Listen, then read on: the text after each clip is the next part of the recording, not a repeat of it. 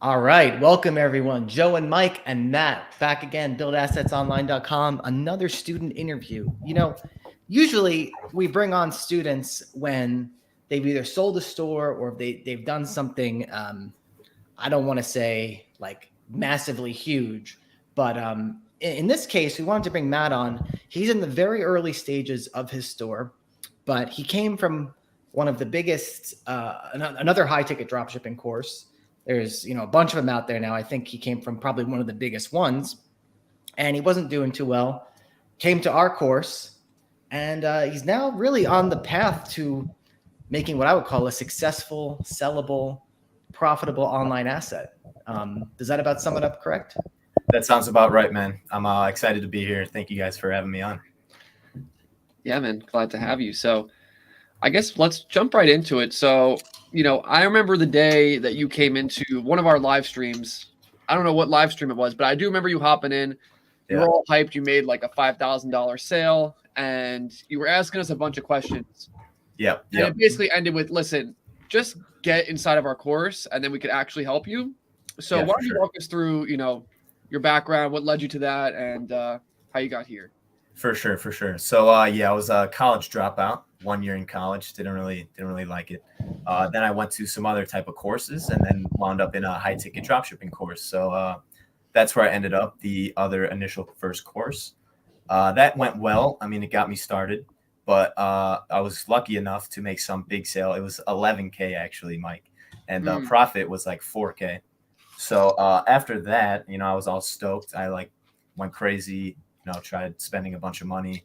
And then the next 30 days, I did not get a sale. So I knew that I needed some mentorship, comparing the two packages between you guys and the other course options. It was just night and day. So here I am. So I want to rewind a little bit. You said you were a college dropout. Yep. And you're from Chicago, right? Yep. Suburbs. Okay. So you've taken big inspiration from Kanye West. But that's so right. What kind of influenced that decision? I want to get into that a little bit because I'm sure you've heard Joe and I expound a little bit about college and our feelings about it. But what were your feelings and what made you want to leave? Yeah, for sure. I mean, I have nothing against college. People need college, but for me, I just didn't really know exactly what I would do or what was propelling me to go to college. So it just felt kind of unwise to just, continue going deeper and deeper into debt without, something in mind, at least to have a goal. There was no end goal. It was just going to college. So, I mean, I think the moment that allowed me to get out of college is I found another course. It was kind of related to one of the classes I had in college. It was like a full-blown digital marketing program. It taught you everything from email marketing to Google ads to SEO, everything you need to know about digital marketing. So that was nice. That was what I did after my first year. But that kind of felt still like college because it's just knowledge, right? But there's so you weren't doing anything with that. You were just learning. Was that through? I'm just curious. Was that through Digital Marketer or something? The company's called Simply Learn. You probably have never heard of it. It's super interesting. I mean, I learned way more information than I would ever need. I actually got a very good foundation for the actual digital landscape, I think. But it doesn't leave you with a model. It doesn't leave you with anything to actually apply that knowledge to. So that's kind of how I got into all the YouTube stuff, sifting through the business models. And then I found a, high ticket one that actually made sense. And now we're here. So cool. Yeah, that is a big problem, right? You watch, even with college, right? You take a course, maybe you learn something, but it's all about application. And even with drop shipping or with SEO especially, it's not so much about what is drop shipping and all these things. It's how you package it into an actionable model. Right. So yeah, you're kind of right. And that's a big focus for us is how do we take these tools and put them into a successful model. So exactly. Yeah, I mean, so you joined that other course and then kind of what happened from there? Was that big sale your first sale or how long were you going with that? So let's see. I think I joined January 4th or so, just beginning of the year, very start of the year. And then I kind of like put some time and effort into researching niches, building the site. And one mistake I made probably was like I got like 10 brands on board before launching ads. So I got the course in early January and then launched ads in the middle of March. So like two and a half months from buying the course to having a site. And then that big sale came in the middle of April. Okay. So this is with that just other about course. 3 months. Yeah. So, And then I mean, go ahead. I was it's going to just say funny, like, after that sale, I didn't get another sale until I joined you guys' course. So yeah, I was saying it's just funny, like the natural progression that you went through was kind of, I don't know. I feel like the way that me and Joe went about things, it took us years to kind of get to the point that you went to. I mean, we graduated college and stuff, but Mhm.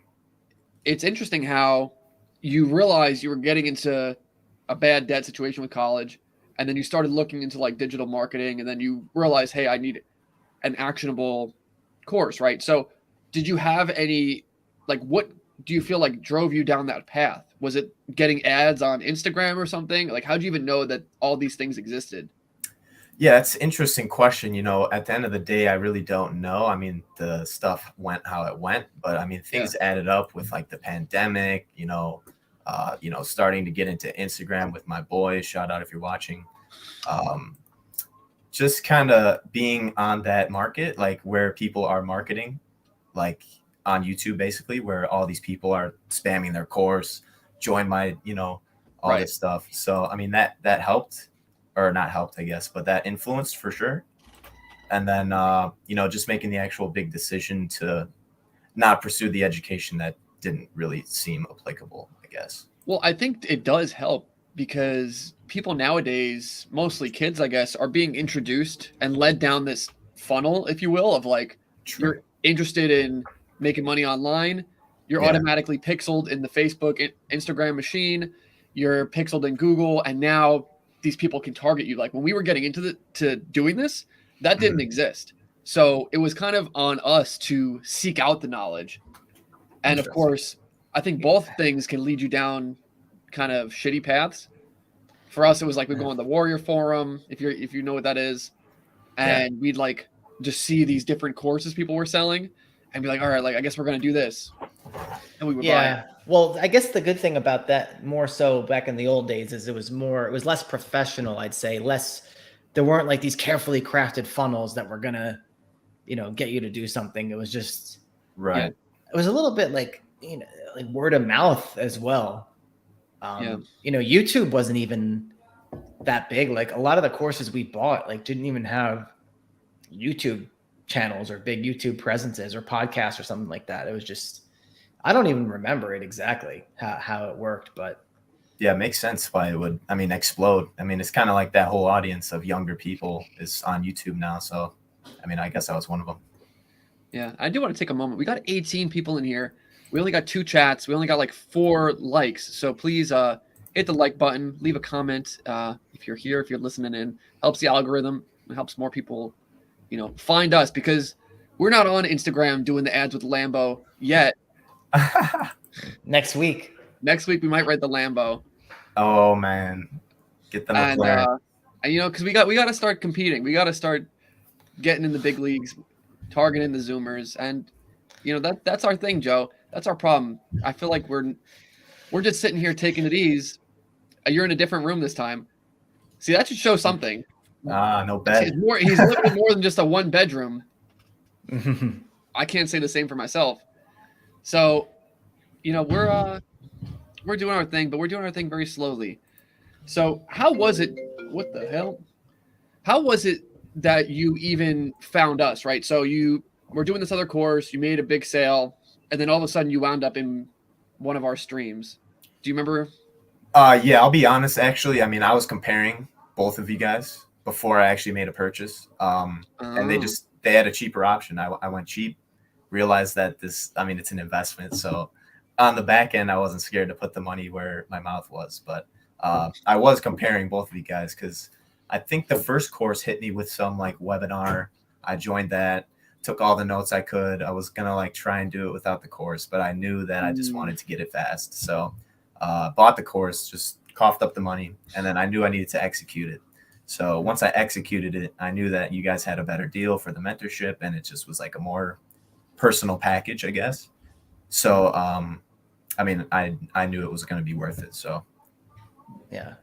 but yeah, I was comparing both initially. So I mean, I just went with that. I was like, all right, if it sucks, I'll just buy theirs, and then I'll still be in the same position.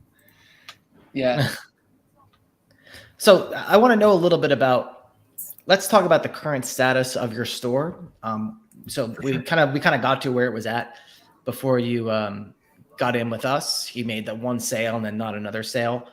But then once you joined us, so like I was mentioning earlier in the episode, your sales numbers are not like, you just had a month, I believe it was $27,000 or $30,000 or something, right?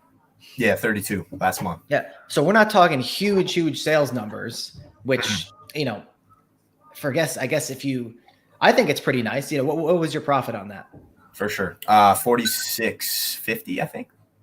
So after ad spend, you made $46.50 net. Yep, net, right. Everything. So, I mean, that's nothing to sneeze at. I'm sick of seeing these screenshots that are $100,000, or right. even our screenshots that are however much they are. To me, when I hear those numbers, I'm proud of you for running a super lean and super efficient operation. Yeah. Because people will sometimes they'll have huge sales numbers, but their ad spend will be terrible. They'll be spending it all on a team to handle these orders that are unprofitable. So in my opinion, even though the revenue number isn't some massive thing, you're really doing it the right way. I agree for sure. What was your ad spend? So I kind of scaled back. Interesting to see the progression that I've made, like making it more profitable. I've been scaling back since I came from the last course. Last month in September, I spent like $850.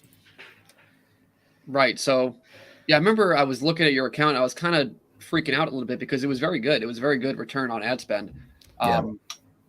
And you've heard me say this. Typically, we like to see at least a 10x return on ad spend. So if you're spending $800 in ads, if you're somewhere in the $8,000, $9,000 revenue range, that's like adequate.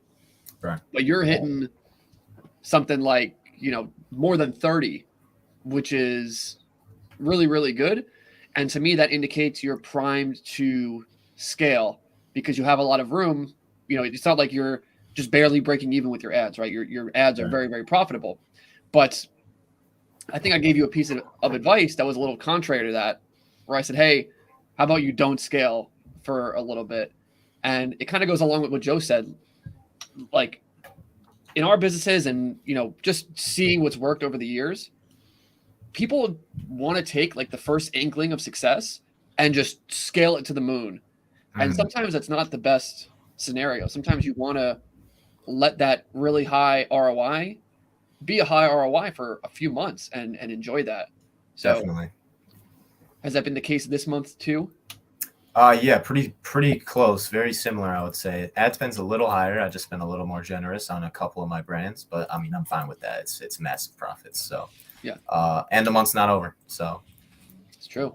And one of the cool things about your business, I mean, number one, I'll say for you to get that high of a return on ad spend in the niche that you're in, I think is a testament to your hard work, but it's also, I'll toot my own horn a little bit, the testament to what goes on inside the Bow universe.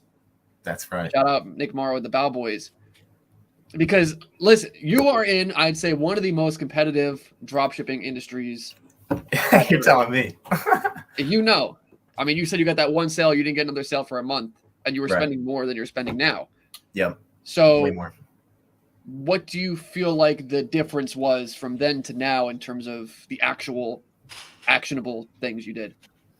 Actionable things I did, I kind of changed where the spend was going. I mean, you and I know of a few brands that kind of eat your money unless, you get lucky like I did. I mean, it was complete luck getting that 11K sale.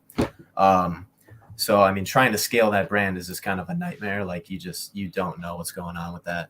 So actionable things, I guess I did get a couple more brands, shifted around the spend in the ad account, kind of scaled backwards a little bit. I was spending like 1,500. I think the most I spent in a month was like 1,700, and it brought back like 9K in sales. That was like the 1 month where I just broke even, no profit. And then also the website, what I made it significantly better. My website before coming here was just trash. Joe had some good tips for me. But yeah, I mean, making the website better, spending in the right areas, and then, I mean, answering the phone is huge. You got to help these customers out. Right. So you don't have 10 VAs. It's just Yes, it's it's not a me. one-man show. Yep, for sure. Do you list products yourself, or do you have someone kind of helping you with that? Up to this point, I have done everything myself, but I'm excited to start getting into that stuff. I have some products that I need to upload, and I just don't feel like it. So Yeah, we were talking about that last week. If you were tuning in, how sometimes that could be a little bit of a detriment if you just outsource product uploading kind of willy-nilly instead of actually like taking a look at the products themselves, understanding the products. And I think we've suffered from that a little bit. I've seen students kind of just say, "Hey, I got this brand, upload it all," and they don't even really know what the hell they're selling. So I think, at least like with you, here's the thing: you've done things in a way where your margins are actually really good, like the suppliers you've gotten and the industry you're in. The margins are actually pretty good, so it's worth it for you to spend more time looking at these products and uploading these products yourself, because you can put in the little details to make them maybe a little bit better than the competition. And right. I mean, that's something to talk about too. Do you feel like you've done anything differently to be able to get in front of the competition, or what do you think about that? Other than ads, I think actually recently, yeah. I mean, I've been doing things on the website to try and like stand out. Not that anyone uses the features or anything like that, but just showing that you have it, that it kind of helps you stand out. So like writing the some custom, not all, some like just on the best products, some custom descriptions, like actually presenting the product in a way that the customers, which I know like would resonate with, actually having helpful information there, putting some, unique stuff other than just a product on a website with, the checkout button type stuff. So I'm looking at things. I got to say, I'm looking at your site now. I love some of the stuff you've done with it. I haven't looked at it probably in like a couple of weeks or maybe a month or something. And there's some stuff you've done with it. Some really nice call to actions you have, especially on your product page. All the right things stand out. And yeah, I think honestly, some of this stuff we might have to implement, Mike. I feel like there's some stuff that he's doing that we're not really doing. Yeah, I'm in the trenches, man. You are in the trenches, and that's what you need in the beginning. And that's the problem with like these automation offers people try and put out, and just this idea of this turnkey, done for you type business, is that it doesn't put you in the trenches. Yeah. And unless you've been there and you've had to upload all the products yourself, answer all the phones yourself, do everything yourself, you're never going to get that foundation that you need in order to build the big house, right? Get the big exit. So it's just a necessary phase, and I think people shouldn't skip it. That's just my opinion. But one thing about your store that's also interesting is you get a lot of sales through phone calls. Yeah, mostly. And a lot of that is by design. I think a lot of that's a big reason why your ROI or your return on ad spend is higher. So do you want to talk about that a little bit?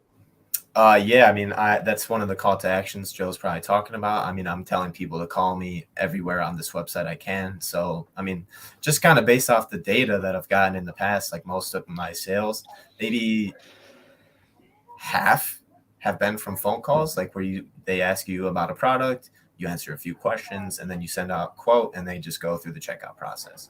But yeah, that's like kind of something in my industry. I feel like specifically they want to talk to you about it. Like they have questions, so you just got to get them past their questions, and then they're willing to buy. So that's definitely been a big part of it. And I answer every phone call, no matter where I'm at. So yeah, especially higher price point stuff, which is inevitably going to be where the high margin is. Yeah, You, for sure. people are going to want to talk with somebody, and you're the best person. Like the store owner is going to be the best person most likely to be answering the call because they really want the sale. It means more to them than somebody else, and you're going to have more expertise than everybody else because you uploaded the products yourself.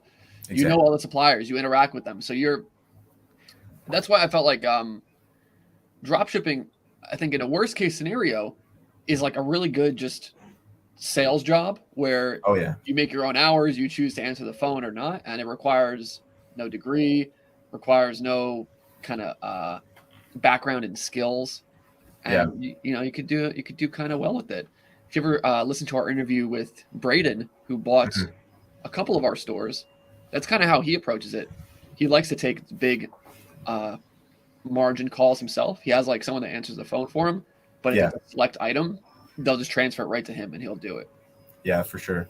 I mean, that's definitely one of the soft skills that I've definitely developed over the time, like actually closing sales. Like definitely know more about sales than I did before. And of course suppliers too. What makes something a soft skill versus a hard skill? I mean, kind of like the things where it's like person to person. I don't know. Like you can't really teach being a personable person, I guess. Is that a soft skill? I don't know. I think skill is. Yeah, I think a soft skill is, maybe I'm tweaking, I don't know. But I think a soft skill is like being able to, the things you can't teach, like being able to speak confidently and, all those other things where it's like, all right, I'm not just reading this and then applying it. Like it's something you have to practice. You can't really teach. So like installing a toilet is like a hard skill. Yeah, definitely. Okay. It's interesting. So people talk about, people often ask us, do I have to answer the phones? Do I have to do this? Do I have to do that? And we always say the answer is no, not necessarily. But like Mike said, and this could go for, I think, for any business, is that if you're going to scale to 500,000 a month, 400,000 a month, then you might not want to be answering the phones. But when you're, like Mike said, like that's just stuff to help you scale. It's going to be, if you're answering the phones yourself and you're just getting started, that's going to give you a leg up. There's no doubt about it. Yeah. And I'm very responsive too. So if they call me first, that's my sale. Like they're not going to anyone else. So. Yeah. And that, you can get by without that. And, if you want, but I'm telling like that makes a huge difference. It's like back to being responsive, because a lot of times people will miss calls and then, the customer will just call the next company. Exactly. And so you're kind of getting that trickle down right there. And so it is interesting, but yeah, I mean, we've interviewed some students who never really answered their calls. Like they outsourced kind of right away because of their job situation, and you can make it work. But I think it's a bit tougher because you have to be more on point with your ads. Depending on who you hire, they may not be as advanced with their English level or their ability to sell. Right. So, you got to weigh these things. But if you can be in the trenches, like I said, it's usually going to result in a better foundation. But I want to get to this comment here. Toddy said this college versus you purpose dilemma has been killing me. So does he mean he's just hello? Is he trying to decide if he should go to college or not? I think he is. A college versus your purpose dilemma. I would say go ahead. I would say take purpose out of this whole thing. I mean, unless you actually have a purpose that you feel really strongly about, then you can add it in. But I feel like most people don't. And I think that I feel like all the purposes, like a higher calling career, like being a doctor or something, you have to go to college for that anyway. Right. But if it's outside of that, I feel like there's no purpose. I think that's kind of what he's saying. Money is my purpose. Money. Yeah, I mean, there you go. Then you don't need college, my boy. I mean, if you want to become a doctor or, you know, something like that, then, you know, you'll make money, but do you want to go down that path, right? So, yeah, and it's like, what type of purpose does like a 17-year-old have? People put too much like emphasis on their decisions and choices as a teenager, and it's kind of screwed up. Like, that's people as a teenager have to make a decision that's going to put them into hundreds of $1,000s of debt. Yep. So quite predatory, if you ask me. But hey, if you want to be a doctor, you want to be a lawyer, then you know, go to college. He says, "Are you scared about the recession coming since you are relatively new to the dropshipping, like Joe and Mike?" No, I'm very excited actually because, you know, I can shift and go into whatever direction I want. And in this type of a season, I guess you could call it, you got to stack the bread and just put it into those assets. So, I mean, I'm actually very excited for the recession. I think it's great timing for me. Well, let me tell you what's going to happen when this recession occur. I don't know what's going on, the definition. I don't know any of that. But say this recession occurs. Let me tell you what's going to happen. Mm-hmm. People like Matt, who are running a lean operation, they're barely spending any money. So their business, it's not going to go underwater. It's going to do very well. What's going to happen is that the competition, who has a lot invested into their infrastructure, isn't that profitable. They're the ones that are going to be going underwater. Yep. And we've seen it time and time again. Mike and me were talking about this the other day. We mentioned this this company on this website on one of our streams, clockway.com.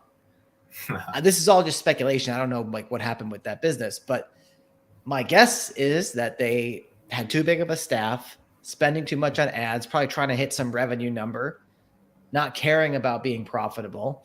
I mean, that's the story about every business today. All these disruptive Silicon Valley things, the profit never matters. And that's what happens until it does. Yeah, that's so backwards to me. I mean, you start a business to make money and then you're not making money. You got to like take loans out against your asset. It's just so backwards to me. Cash flow is king. Well, for people like us, cash flow is king.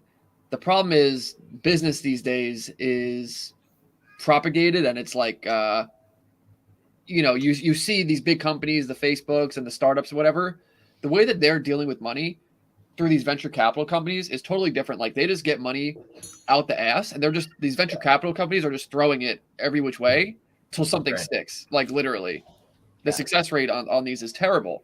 Yeah. So you have these companies that have all of this money coming in, and then the majority of them fail. And so they're playing with house money anyway, I guess. But it's like, people shouldn't look at business that way and think that's how they have to do things.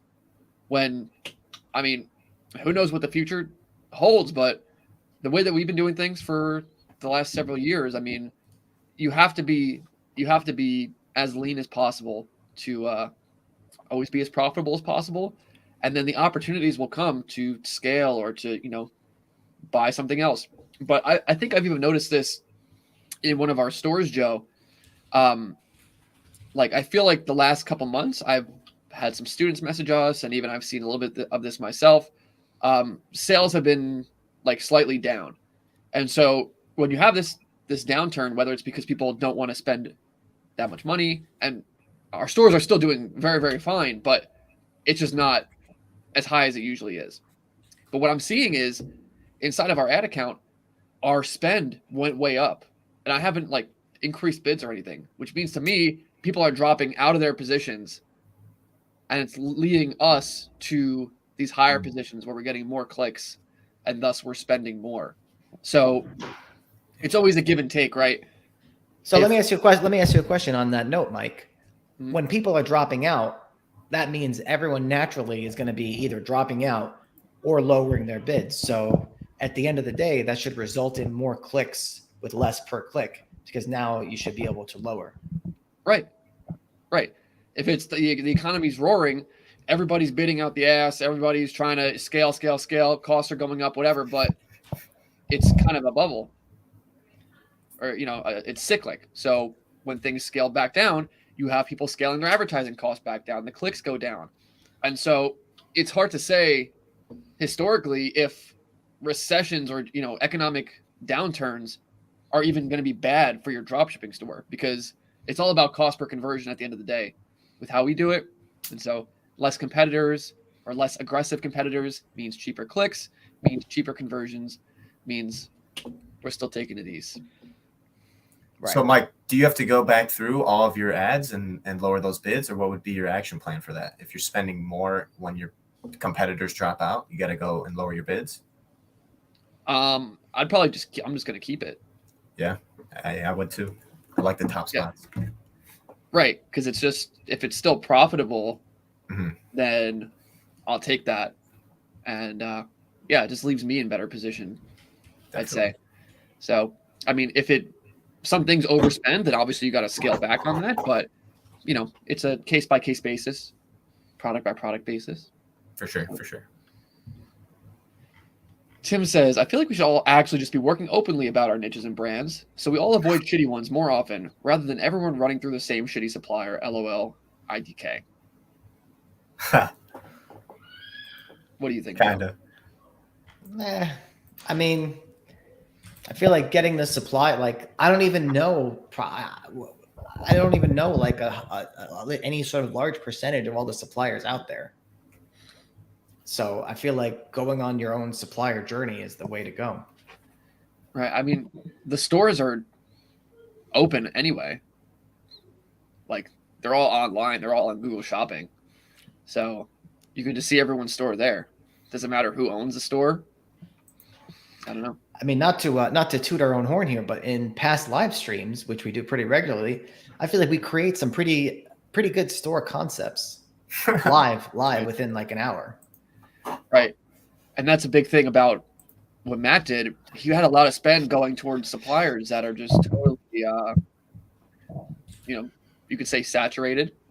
Yep. And he got more suppliers that were in a competitive industry. As a whole, the industry is competitive, but he found some suppliers not everybody was getting.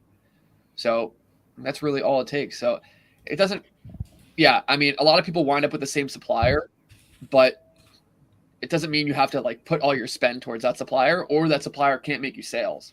Right. Yeah. Even that $5,000 profit sale that you got was from a shitty supplier. Right. It's just all about how you treat it and how you run the ads. So, completely. He says all about the bells and whistles, baby. Yeah. And Jeff said, time for the newcomers. It's always time for newcomers. You know, people, it's like the stock market, right? When it's high, you're like, oh, I should have bought. And then it's low. You're like, oh, it's going down. So the best time is always now. And what else can you say? So we'll take a quick pause to plug something new we got going on, Joe. What that, Mike? buildassetsonline.com/class. We have a new web class available for the public. What do we do? Do we reveal some of our products in this? We reveal products that we've sold and basically teach you how to build $1 million in online assets with dropshipping. That is the goal of the class. Yeah, free web class. See some of our products. People would have killed for this stuff back in the day, Joe. Yeah. I was trying to explain before. We used to have to go on the Warrior Forum and skim through these sales letters and figure out if we wanted to do a particular business model. And there was no direction. There was no proof of concept. And people are gonna watch this. They're probably gonna be upset. They didn't feel like they got enough value. But listen, I would have I don't know, sacrificed a newborn for this. You know what's fun? You know what's funny is that so back in the day, everything looked a little like people say, oh, now this is a scam, that's a scam. Back in the day, everything looked like a scam. And it was legitimately like super hard to tell what was a scam. We legitimately got scammed once. Yeah, we legitimately got scammed once. It was the craziest thing. We should. I honestly don't remember all the details that well. I'm sure they would come back to me, but it was kind of about dropshipping too. So I don't want to get too off topic from the interview, but basically we went on the Warrior Forum there was a sales letter about, you can learn how to do drop shipping and or something. There's two things, right? Drop shipping or something else. And yeah, I mean, it was going to be like private one-on-one thing. We had to PayPal the guy like $750. Oh no. Maybe like seven to 10 people joined this thing. We were all in a Skype group. He was helping us. Oh, it was like a consulting business. Yeah. We set up the consulting business, like all the bullshit, like introductory steps, and then he just went ghost. And everyone was like, "What the hell?" Joe, you filed like a chargeback, maybe with your credit card or PayPal, and basically this guy had like run the money through someone else. So he basically took advantage of this one kid. He got the money and then he ran. What? Very odd situation, just to make $7,000. But yeah, It was like one of those Nigerian prince scams or something. Like it was like one of those yeah. like But it was crazy a things. guy. Yeah, but it was a British guy. Anyway, That guy's really in the trenches. Jeez. yeah, like I don't know. So, what do you? Oh, you hit that, Joe? Yeah. It's an important question. Hi guys, a question about your packages. If we are two working on the same story, do we need to buy two packages? No. So, I mean, Mike and I are brothers. We understand this, and we'll add you to the same private Discord channel. It's not a problem. 2 for 1. There you go. Buy one get one free. So Matt, what do you feel like the next phase is of your journey? Well, I think there's some work to do with the brands I have, but I think what's coming up next is maybe some more brands. I've been kind of getting creative with what I think I could take the store in terms of brands. And then after that, I mean, I've also been having some success with my SEO lately, so that's exciting. I mean, there's a lot of potential with that. So, I mean, I'll probably be writing some articles, maybe outsourcing some writing, not sure, but there's some simple next steps I can take that will probably grow the revenue for sure. What kind of success have you been having with SEO? I mean, recently traffic, of course, but also like what's more important is the leads. I've had like numerous, probably like 4, 5, 6 leads that have come in for products that I'll get like $1,000 in profit on. So, I mean, it's working. They're reading the articles, they're getting to the end, and then they're asking me to use this discount code, which means like they either skipped the whole thing or they read it. So, I mean, there's people reading my articles, so it feels good. So on the articles, are you having a call to action to contact you, or are you just taking them directly to like a product page where they can contact you? How are you working them down the funnel with that? Yeah, so I mean, the articles that I write are like different from just the product searches. The articles kind of take them from like a question, answer the question, of course, like the basics of content marketing, answer their questions. And then, they get to the end of the article and it's like, okay, if you've learned something or if you're interested in this product, then hit this link or use this, discount code at checkout. And then, I mean, it's worked. People wanted to use the code, but I unfortunately did not have it activated. So, oh, wow. Okay. Yeah. That's a good problem, I guess. And also, I don't know what live chat app you guys use, but if you're looking through the live chat app and you see people on your site, you can see what they came in through. Mm-hmm. And I've been noticing more and more and more people coming in through my blog articles. So, I mean, it's I've never had that work before, so that's a good feeling. What are you using? Are you using Tidio or? It's talk.to. Oh, okay. Yeah. TAWK. So. Yeah, we use Tidio.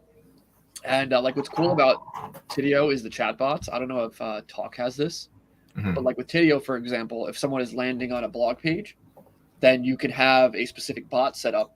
So if they're on like, it'll be your website.com/pages or /blog or whatever it is. So yeah, you could say to the bot, all right, if they're on a page that contains /blog, then, after 2 minutes, message them and say, do you need help or something like that. Yeah, you can do that. Yeah, it's a cool way to be able to work someone kind of at a higher stage down the funnel. So. Yeah, I've been doing some of that, and then also like some Klaviyo stuff. I just recently found out you can target different pages, like you were just saying. So I'll have like different pop-ups for different pages because all my brands have different margins, and just the little stuff like that can make a big difference, I think. Cool. So Jeff says, how many visitors a month, Matt? Total, I mean, I like looking at the correlation between the traffic and the sales, and I mean it's very interesting to see. But I mean, my biggest month last month, I think I had like 3,500 traffic total from everything. How many sales? Like total or the Like number of sales. Yeah, for that month. I think, I mean, it was 32K, but I think it was like maybe 10 orders. A little over 10 orders. So it's like 0.3% conversion. Yeah. Conversion rate, Joe. What does it mean? I don't know. What does it mean? Maybe in a few months we'll have a big answer to that. But yeah, we are doing some conversion rate stuff right now. So, but that's the problem with conversion rate. When you have 10 sales a month, is you can never accurately do something in a way to like. It's very hard to dial in and scientifically increase your conversion rate. Yeah. I mean, number one, when you're selling high margin products, your conversion rate is just going to be worse. That's how it is. But on top of that, it's hard to create like statistical significance in this type of page. The page like this gets more orders than the page like this when you're only getting 10 orders a month. It's very hard to actually optimize. So I think in order to do that, you have to be a huge store. I mean, like for Amazon, conversion rate optimization is hugely important, and they can run significant tests and see in a day, because of how much traffic they have and how many orders they have, what makes a difference. So, but listen, it's not the end of the day. It's not the end of the world, because you have blog traffic coming in, you got big items, and you only spent friggin' $1,300, whatever, $800, and your return on ad spend is ridiculous. So, conversion rate overrated. Yeah, I agree. Millionaire Oasis. I haven't seen him or her in a while. Welcome. If you have a supplier with hundreds of products, what makes the cut in the beginning? $100, $300 minimum profit? And do you just list them and not run ads to them, or just not list them completely? What would you say, Matt? He's talking about profit there, right? With the 100, 300? Minimum profit, yeah. I mean, that I feel like you'll never really know for sure, because you don't know how much you're going to spend. But, I mean, there's some products on my store where, I mean, I made a sale this month that I made $8. So it's not really about that. I mean, it's more like where your spend is going. If you're going to spend more money on products that make you less money, that kind of just doesn't make sense to me. So, right. I mean, you could list them for sure, but yeah, I think you can put priority on products with the ad spend, not by like listing them or not listing them. Yep. I say it's well said.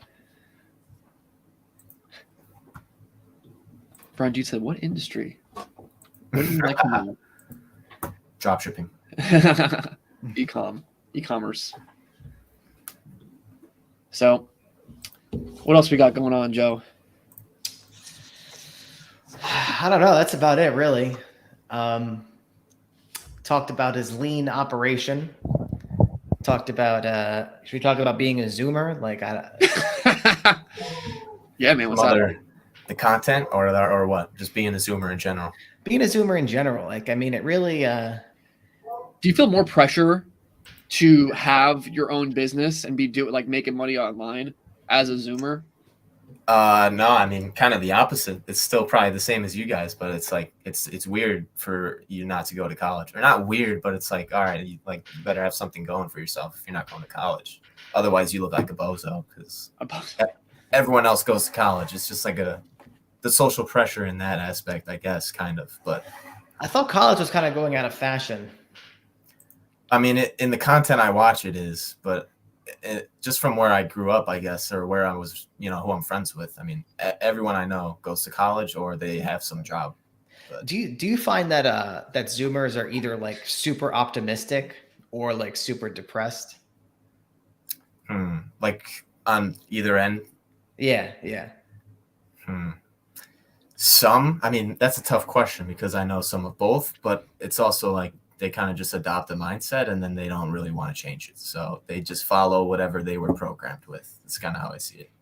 You know what, Joe? I think it's a lot more normal than we suspect. I think there's just more of them online, so it's Definitely. a bit more skewed. I mean, and also we're skewed by our cousin, who's like the biggest Zoomer. Like, I'm surprised you didn't join his course. I've seen his content. He's got some interesting, There you go. interesting podcasts. There you go. No, I guess it does confuse me because I mean, you see, I guess you see the internet marketing stuff, which is I guess some of the Zoomer content that I've consumed. Yeah. And then you have TikTok, and there's stuff that's just so crazy from all different angles. And so yeah, that's why I asked that question. Yeah. No, it's a valid question for sure. I mean, there's some crazy stuff going on. I mean, I hate TikTok. It's so annoying. I would market on it, but I would never be on TikTok. I hate that app. Yeah, even doing the marketing to me would be, I don't know. I don't think I'm ready for it. Yeah, I'm getting but maybe involved once I get the Lambo. Another venture that's kind of like on the branding side of things. I'm actually just running the search engine marketing for them, but it is kind of like the branding, kind of a low ticket product type of idea. Oh, they're paying you? Oh yeah, or it's on performance based, but yeah, I'm involved with that, so just thought I would test it out. Cool. Do you have any questions for us? You said you wanted to ask us some questions. So. I mean, I could go for days. I mean, the land, the blog sites, all the drop shipping sites. I mean, what's on the top of mind? I was gonna buy your guys' land course. I'm not gonna lie. Like, I was just gonna buy it and just hold it until I wanted to do some land. But that's just super interesting to me because I think it's. Would you say it's more scalable? Because I mean, there's infinite land in America. Like, which one would you say you could make more money with, drop shipping or land? There is finite land. It's certainly true. There is certainly finite amount of parcels, but it is right. Intents of purposes, it is very large. You know, there's a lot of pros and cons. I think like someone in your position, the steady cash flow of dropshipping and the predictability of dropshipping is just easier to manage. For sure. Versus land, yes, it's scalable, but there can be times where I'm going to go to buy a property and there's like an issue with a deed or something. And it just takes me 2 months, 3 months to get a property to be bought, or that could happen on when we like, you know, we got to wait for it to sell. Sometimes it could take a week. Sometimes it could take a month. Sometimes it takes 6 months. Yeah. So like the way that you are sitting on your money is different. It's not like every month I'm going to make 30,000 in revenue. I'm going to make, you know, between $4,000 and $5,000 profit. Yeah. And you have that. Yes, you could make a shitload of profit. Yeah. And when you look at the ROI of a particular, you know, parcel, it's very good. But you don't know exactly when that money is going to hit or when the money is going to go out. True. So, you know, I'd say as someone who's trying to get their footing, trying to build their foundation, I do prefer drop shipping because even with what you're doing, now you're creating something. If you can keep what you're doing consistent and you make $4,000 to $5,000 profit a month, what are you looking at there? That's almost you know, that's a 6-figure asset right there. Yeah, true. So there's no other way to build a 6-figure asset from the ground other than, I mean, high ticket drop shipping and blogging, really. Yeah, I agree. It's a great business. I'm just very intrigued by the land because even before this, I've always been into kind of like real estate. I know that's how 90% of millionaires are made. So I just something about real estate is you know, gravitating. But listen, I like land a lot, but it's you know, you can send out a mailer. You spend $1,000, $2,000, and maybe you screw something up and you don't get any property out of it. Right. Yeah. And again, at the end of the day, it's very profitable because even if you buy one property and you make, you know, cost you $2,000 to send that mail, you make $10,000 profit.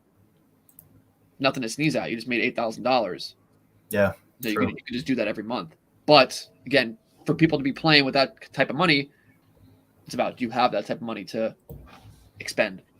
Yeah. I mean, I feel like I made every mistake in the book, really. The 5 pillars of dishonor. I was breaking all of them and probably more, and I still made some monster sale and $4,000 profit. So yeah, you can't get that kind of anywhere else. In my opinion. Like with blogging, I think it's a bit of a what percentage of things would you have to do right, Joe, in order to have success with like blogging SEO? I mean, I think it's all about how you spend your money at the end of the day. So it would really depend, like how you were approaching it. I think that's what I would say.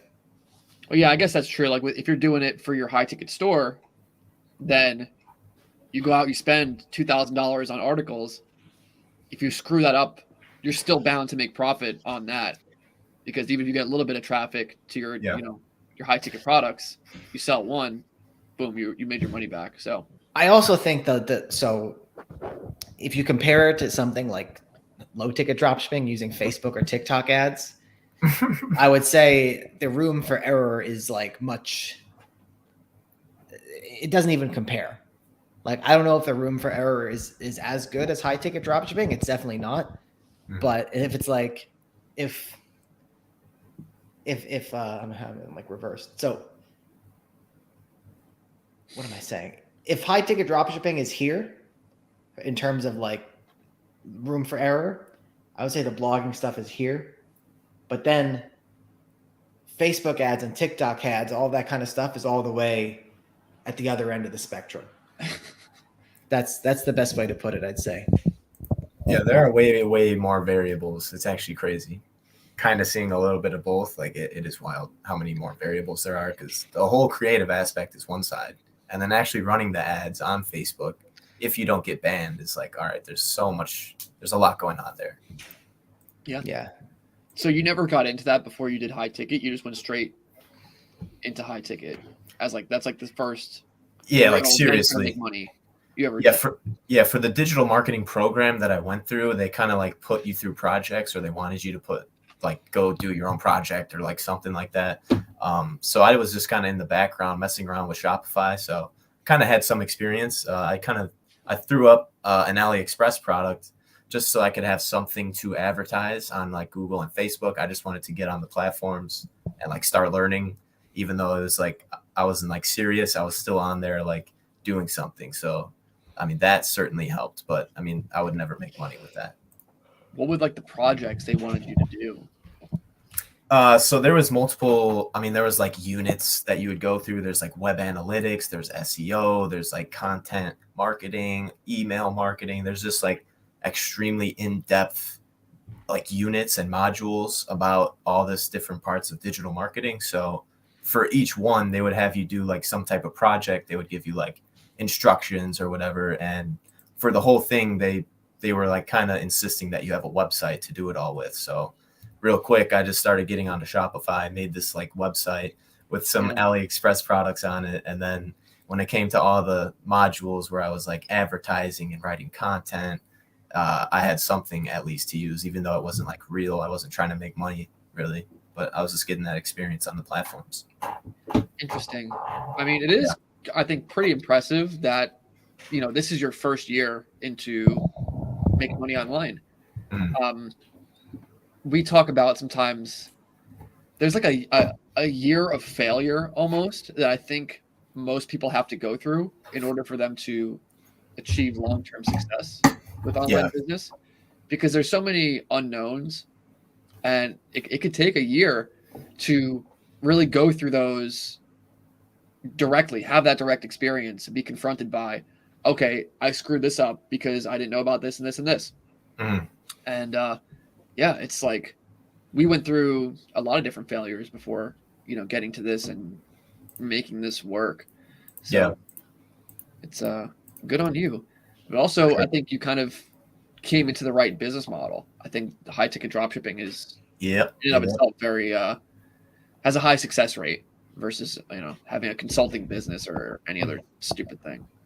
Yeah, I was like dead set on either getting a job or starting an agency for the digital marketing skills that I had developed or learned about, at least. That did not pan out. Well, glad you're here. Oh yeah, me too, man. Sam said, do you include calculation of taxes when you calculate your profit? No, I mean, that's kind of one thing I have not experienced yet, is the taxes and accounting of all this stuff. It's very confusing, I won't lie. But that's something I will be figuring out pretty soon here before the year ends. My country is 22% of your total. Well, that seems a bit low. I mean, there's really no scenario where you calculate the taxes as part of your profit. Yeah, because you're getting taxed on any income you make. So, I mean, that's kind of like after you make any money, you get taxed on it. Right. Yeah, you could make $100,000 on your dropshipping store as profit, and then if you go and you buy something like buy another asset, then you may potentially not pay taxes because you made $0. Right. Depending on what it is. I mean, that's kind of what Amazon does all the time. Right. Different things into R&D, right? Go on. They invest in like machinery, R&D, advertising. So, yeah, I mean, it really all depends. Yeah. People say, "Oh, Amazon pays no taxes." I mean, they're just reading the tax code, I guess, and just, doing different things to not pay taxes. But that comes with its own pros and cons, right? If you're just reinvesting, so you don't pay taxes, again, a downturn can hit, and you have no, what does Dave Ramsey call it? I don't know what he calls it. Lifeboat. No, like a reserve fund. You need that. An emergency fund. The emergency fund. Oh man, you need an emergency fund. So, there's different ways to play the game, right?